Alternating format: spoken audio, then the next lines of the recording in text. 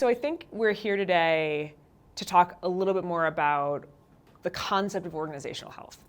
And one of the reasons, Drew, that I think that this is such an exciting concept is actually that it's not a new exciting concept. It's not the new shiny object. It's not the thing that everybody wants to wildly swing all of their resources towards. But that's probably why it's so powerful. True. And it's powerful because it hasn't changed. So let's just take a moment to talk about what is organizational health. Organizational health is an organization's ability to drive and sustain performance over time. So it's not the one-hit wonder. It's not that moment where you show up and you get the big win. It is year after year after year, decades of time. You're able to manage the turns. You're able as an organization to work together differently and continue to achieve and navigate the world as it exists, whether it's society, technology, new needs of talent, et cetera, complete strategic shifts in the business. So it's a foundational skill set that an organization has. And you're able to define it and articulate it because that truly, in turn, is culture. Yes, absolutely. And I love that point because really we can't just sort of say we like the idea of working together to drive sustainable performance. We can say it. We can say it, but it's not going to go anywhere. But what we do in the behaviors on the ground and how it plays out is totally different. We have to be super intentional about what it is. When we talk about how you run the place, we talk about culture, we talk about behaviors, it isn't just about what makes us feel good. Right. It's about thinking through strategically, what are the behaviors I need as a leader in an organization, as an organization itself, to deliver on that goal that we've set. And so I think that intentionality is really important. So what we want to talk about here is really what is it? Right. How do we think about measuring it? Because honestly, these things should be measured. But some of the newer stuff we're seeing, and then just really, how do you take that forward? How do you do something with it? And I think we want to touch upon, this isn't something that we think works. Yes. This is something that we know works. And that we measured and we managed time and time again. And if it doesn't relate to bottom line operational and financial performance, it doesn't matter. And we're not saying that we don't want employees to be happy, because we do want employees to be happy. But I think it's the chicken and the egg conversation, right? Mm-hmm. If you're happy and you're not productive, then why are you in business? But at the same time, when we talk about culture and health, we're really talking about a highly functioning organization. Yes. And if you're highly functioning, then an output that you enjoy is engaged, is happy employees. Yes. Because if you're a high performer, you want to be at a functioning organization that understands how they're operating and the mechanics to define it. That's going to retain me at least, right? And hopefully it's going to help you flourish and thrive. The first thing to think about here is, what do we mean when we say high performing? What does a healthy, high performing organization look like? Pick a moment where you felt like you really were a part of a group that achieved peak performance. And as you think about that, what I bet you'll find is, if you break it down into what led to that, what enabled it, you'll find that we're talking about three basic things that set that up for success. That is closing my eyes and envisioning. I appreciate that. So the first is, you were aligned. You were on the same page, right? Yep. Everybody on the team knew what they were going, and everything else fell away. There wasn't lots of other noise and things to get done. This was what mattered. The second thing was, you're set up to execute. So you had the right players, the right skills on the team, right? You had the tools you needed to deliver, you had a motivated group, and you were holding each other accountable to really get the thing done. And then the third thing is usually an ability to renew and adapt. Mm-hmm. Maybe it's a new way to play the game because you didn't win last time. Maybe it's new innovation or new ideas that you bring in when you can't solve the problem. Maybe it's just personal renewal, so you continue to bring the right energy to the table. But consistently, time after time after time, healthy, high-performing teams and organizations align, execute, and renew. Now, I started by talking about the idea that this is not a new concept. And it's really not a new concept. You can go back 70 years. Take us further back. You can go back 700 years. Yeah. You can go back 7,000 years. You can go back as far as you want. And I promise you that if you were in that small pod of hunters about to go out and feed your children and your wives, which is what you were doing at that moment in time, that you were on the same page about what you were going to do. You had the skills and the people you needed to execute. And when you didn't find the hunting grounds the first place you looked, you renewed and adapted. They aligned, they executed, and they renewed. This isn't rocket science. but it is the foundational set of things we have to get right to feel confident that an organization is set up to continue to succeed in the future.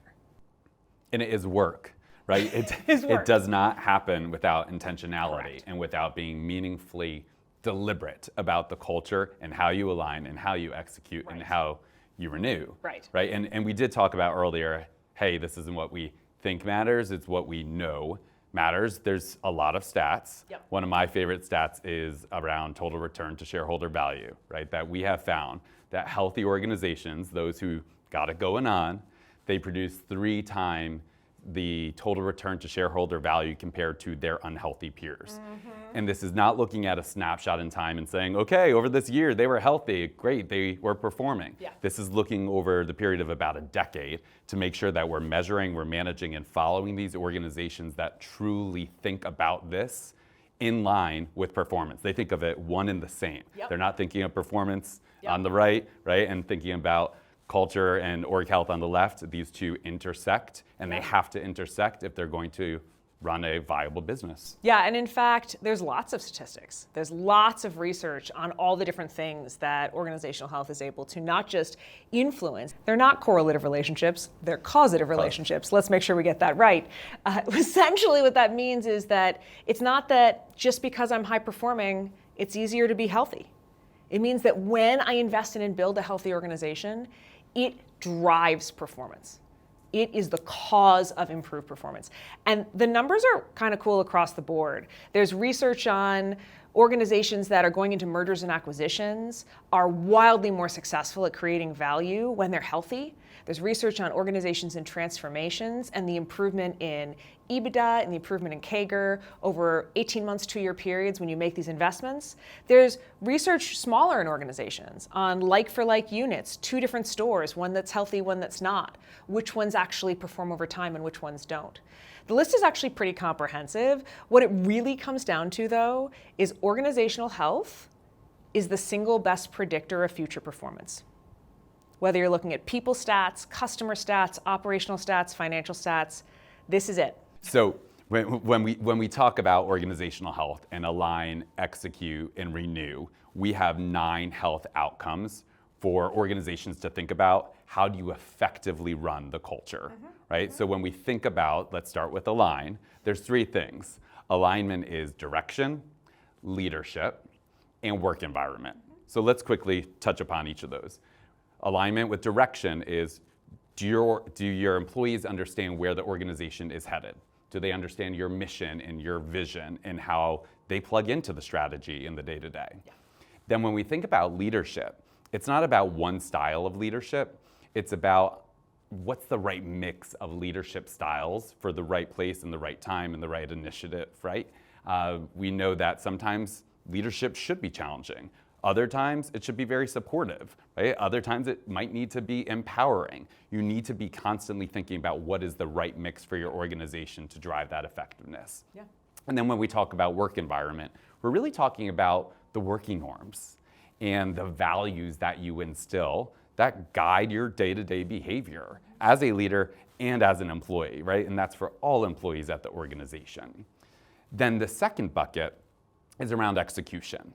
And when we're thinking about execution, we're thinking about accountability, coordination and control, motivation, and capabilities. So let's start at accountability. If we're talking about accountability, you need to understand what you're responsible for and what the individuals around you, to your right and to your left, are responsible for, and the structure that supports it.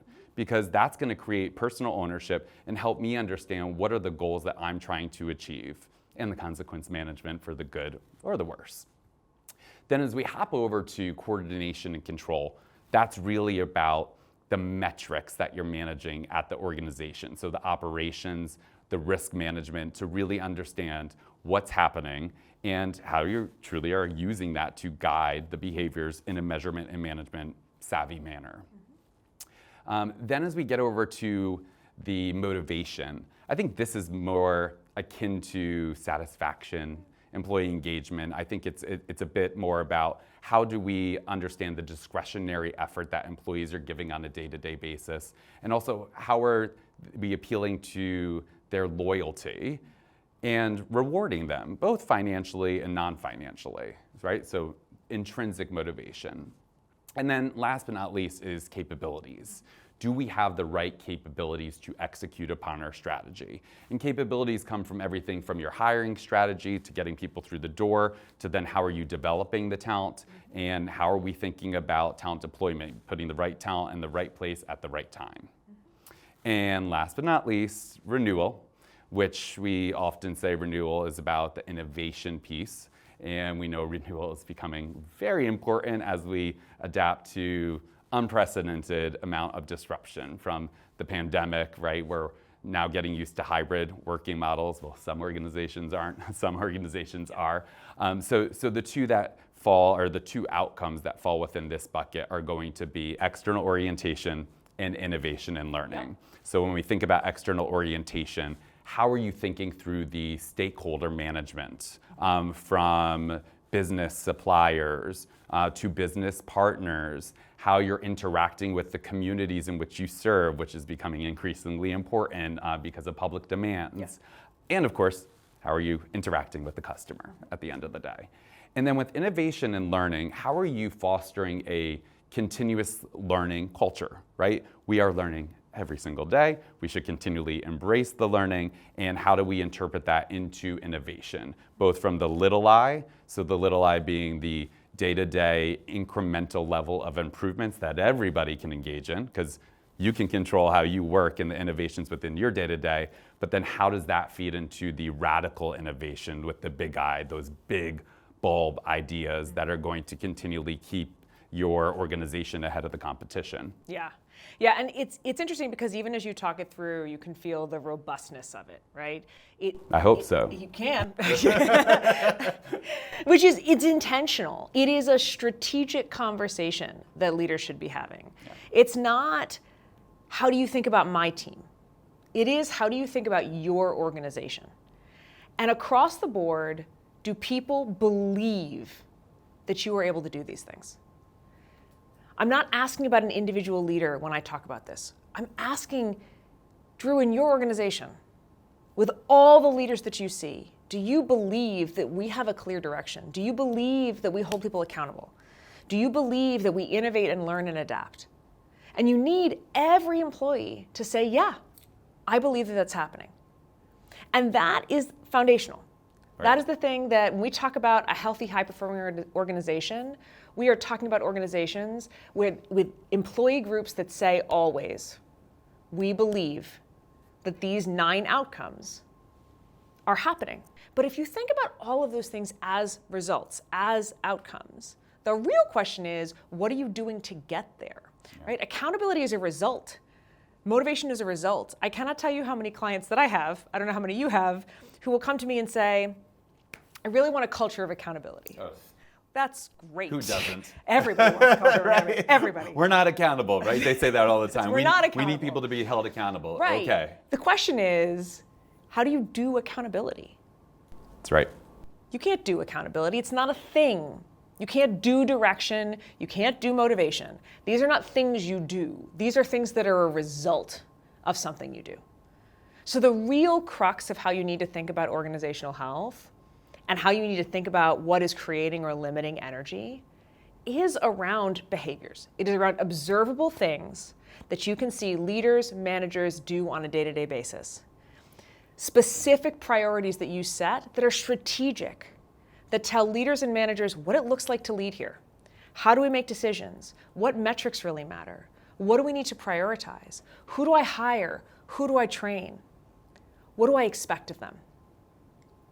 And so the other big piece of this is looking at the behaviors that might come to the table and making a decision on what matters. And what doesn't matter. And what doesn't matter. Right. Yes. I think that's part of the most important piece is because when we look at our model, we find a lot of organizations say, well, I want to be great at everything. And if you're everything to everybody, you're nothing to nobody. Right. So it's really distilling down, what is our secret sauce, right? Yes. And I also worked at Great Place to Work, and when I was there, Google was number one, and everyone would say, how do we become Google? And I'm like, you can't, right? But you can make your own version of your culture, but you have to ruthlessly prioritize what are the things that matter to you on a day-to-day basis, because if you're trying to run an organization that's driving the market in technology and being a first mover, there's different things and behaviors that you want to promote and different levels of collaboration that are happening on the ground that are going to be very different from an organization that is fostering continuous improvement and trying to solicit all employees at all levels and to grab their ideas to have incremental levels of improvement. And what does that feel and look like? And they're all adding value to their customers. They can all be a phenomenal workplace and have a phenomenal culture. But they look different. How they do it they look different. My favorite example of this actually is Walmart and Target. Right? Walmart and Target, because you can go buy the same bottle of shampoo at Walmart and Target. It is there, it is on sale. But when you go to Walmart, there's huge quantities of stuff in Walmart. It can still be lovely to go visit, but you're going because you know they're going to have the item that you are looking for, and you know they're going to have it at the lowest cost. It is a high volume, low cost play. Things are always available, the shelves are always stocked, and it is low cost as Walmart can bring it to you. And that is their promise to you as a customer, to you as a consumer. And that is a promise they deliver on. That means that every single metric they measure, dashboard they look at, how they think about the shifts of their teams, how they think about their leaders, what their leaders need to emphasize, what kind of continuous improvement they're looking for, how that ladders up into how they make decisions and how they spend their resources is all seen through the lens of that imperative. And that also means that culture is reflective of that too. You can go to Target though and buy exactly the same shampoo bottle. Probably not as cheap as you can at Walmart. And I can't promise you it's going to be there.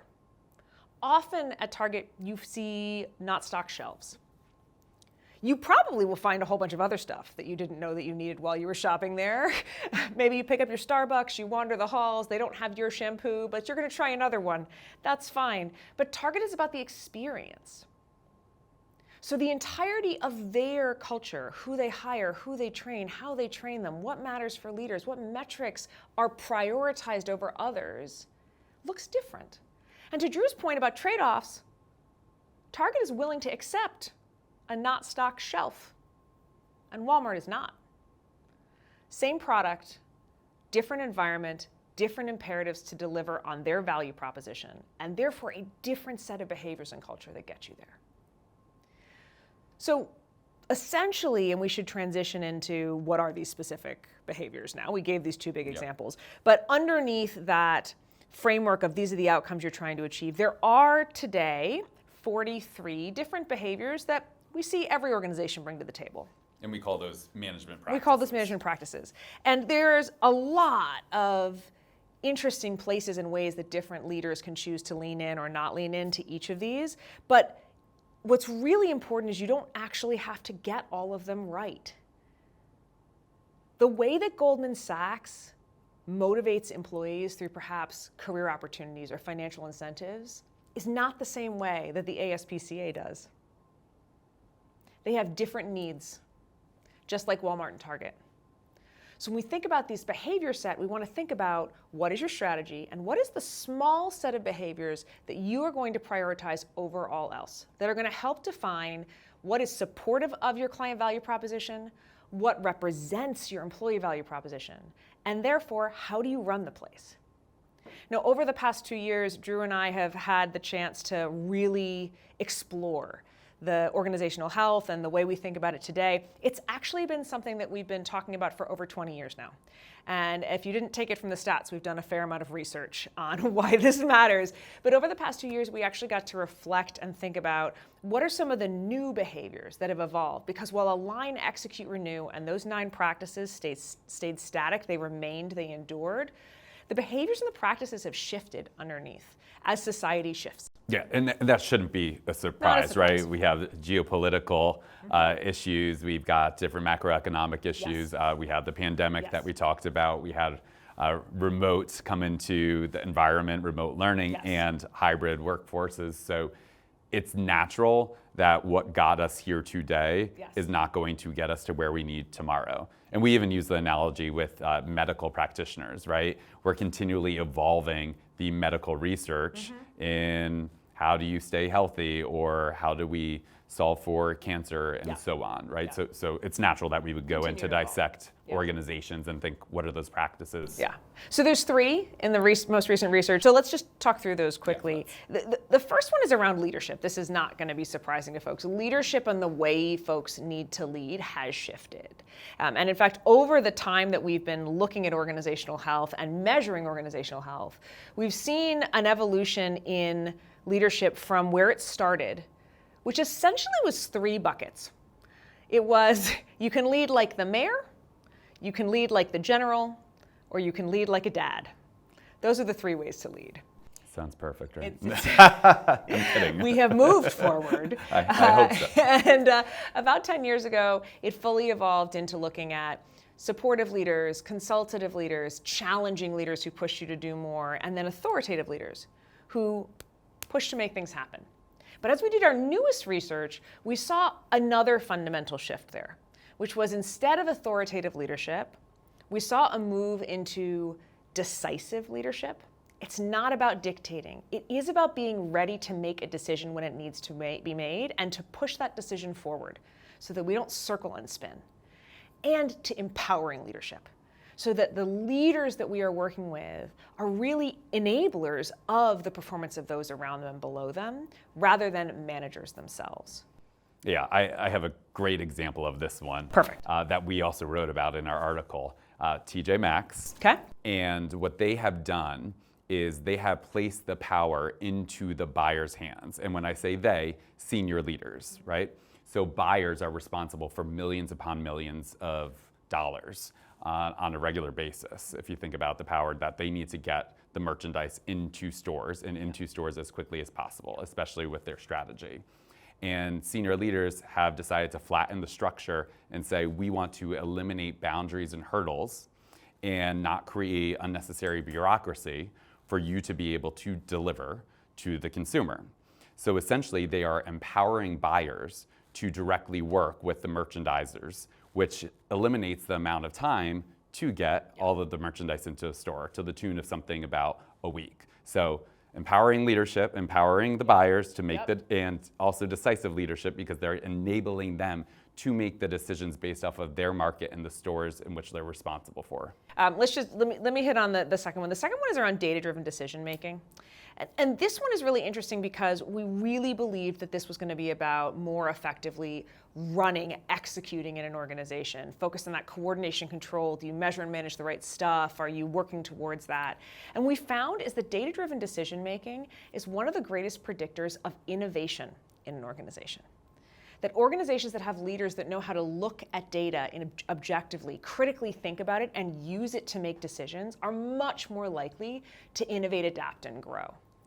You want to tell them about the baseball story? Yeah, Major League Baseball, I think, is one of the greatest examples of this in the sports industry. So we're switching from retail. Major League Baseball has continually used data to understand how do they play the game better.